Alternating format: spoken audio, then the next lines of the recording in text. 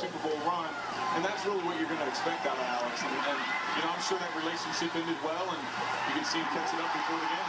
Quintin Demps for the sprints. One man to beat for Quintin Demps. No flags, touchdown Chiefs. Ooh, our colleague Paul Burmeister on the call right there. Roots, what'd you say?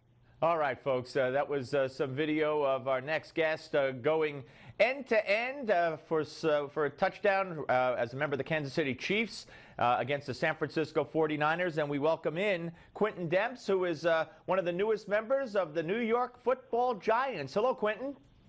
What's up? What's up, man? How you doing? Big Blue, yes, sir. Yes, Big Blue. All right. So, what made you decide to sign with the Giants? Oh man, at this time in my career, man, I'm looking for, just the whole time in free agency, man. I was just hoping somebody reached out, who was able to contend for a championship next year. And so, Giants being that team, man, that's what really pulled me in, man. They're contenders. They're not rebuilding. They're trying to win now. So that was important for me. Yeah, you know Tom Coughlin at all? I do, man. I played with the Eagles for my first couple of years in the league, so I'm very familiar with Coach Coughlin, and I'm excited, man, to work with him. Yeah, no, it's going to be exciting to have you in a Giants uniform, that's for sure, and they could certainly use the help. They struggled last year, as you well know, and this could be a turnaround season, no doubt about it, and you would go a long way in helping make that happen. Let me ask you about it. The word on you is you're more than just a football player, and I think there is a lot more to you. There's probably a lot more to most guys, but you have a new music label out. And it's all about faith. The music label is called Purpose by Faith. Tell us about that. Yeah, well, I grew up in the music. It kind of raised me. I didn't have a father. I didn't have any positive male influence in my life. So music kind of raised me, and it kind of hurt me in the sense where, the things I heard were kind of harmful. They were wrong and not right. And so my whole goal is to use music to kind of counteract that, the way I grew up. I want to put hope into somebody's life. I want to put inspiration. I want to be positive, and I want to give a message of, just hope, and so that's my passion behind it. I'm very passionate about music. It's something that I've been doing. It's not something that happened overnight. I actually started a label in college, and so, man, it's just something I'm passionate about. I'm a football player. Football's going to come to an end one day.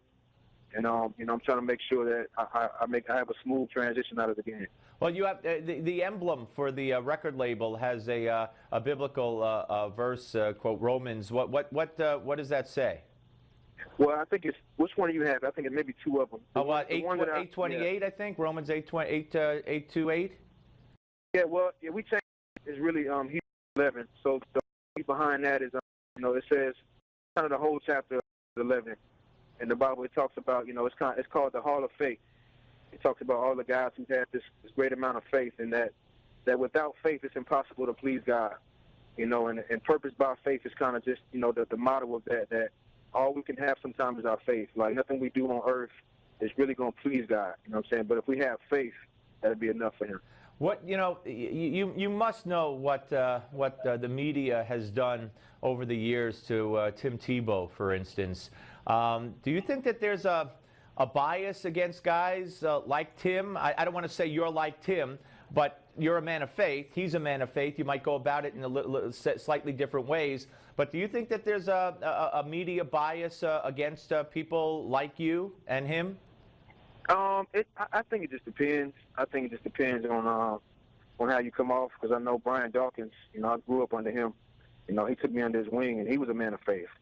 And he didn't really get any backlash because people respected him. And so I think it comes if they respect you on the field. It's not that bad. But if they disrespect you, then it becomes this whole argument. Oh, he's a man of faith, but he's not good on the field. And they kind of measure you on how successful you are on the field versus seeing that you're a man, outside of the game as well. Right. I mean, you could argue that Tim Tebow, though, did well for taking his team to the AFC Championship game that one year, and they still clobbered him, But now you have 3 kids, correct?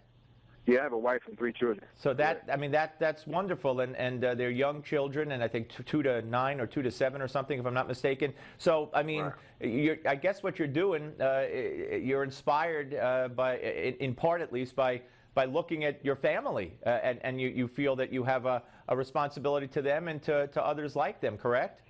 Absolutely, man. That's kind of the foundation of it. You know, that's really where it came from. I want to leave my children, man, something that they can hear Daddy's voice when I pass on. So that's kind of the heartbeat of it as well. I want to play for you something. And, you know, this talks about where we're going. I don't know if you're familiar how political you are.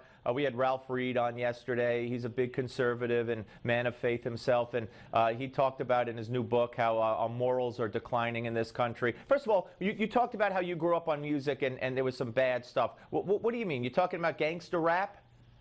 Absolutely, gangster rap. And what did it tell me how it influenced you in the negative? And how it influenced me because it made me feel like money, cars, and clothes were what life was about. It made me feel like women were not equal to men. It made me feel like that we're supposed to treat women like dogs and do them how we want to treat them. When in fact, you know, women are equal to us. We're not better than them. You know what I'm saying? So it just put all that. You know, all that stuff, it instilled it in me, you know, and I'm still kind of digesting that stuff right now. Would you keep your kids away from that kind of stuff? Yeah, I try the best I can to keep my son from listening to that kind of poison. And what do you think of the big shots that, you know, I don't want to pick on anybody specifically because I don't know enough about it, but the Jay-Z's and all these who use the B word and the, you know, the whole word and all and promote violence in some cases against police or others. Well, I mean, what would you say to them? I just say, man, it shouldn't be about that, man. It should. I mean, they know better than that. You know, they shouldn't want to lead somebody that way because I'm sure a lot of them been that way. You know, and there's nothing there. You know what I mean? I was just telling them that that's false. That's not right, man. It goes against everything I believe. You know, I believe everything in the Bible. They may not. So it just kind of goes against my beliefs. Well, I'm glad you said that. Are you familiar with Bill Maher at all? I think I may have heard the name. Yeah, he's a talk show host on HBO.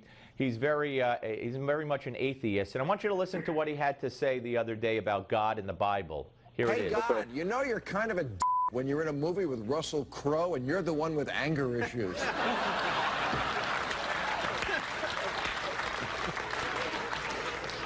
You know, conservatives are always going on about how Americans are losing their values and their morality. Well, maybe it's because you worship a guy who drowns babies.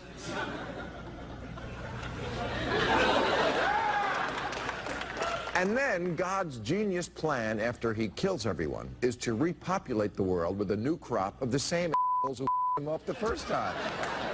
With predictable results. He kills millions more. If we were a dog and God owned us, the cops would come. All right, we're cutting it off. Okay, you can't take it anymore, well, right? Are you kind of glorifying that? Like, no, not at all. Absolutely not. I don't have HBO because of him. Yeah. No. I wanted to hear what your reaction was.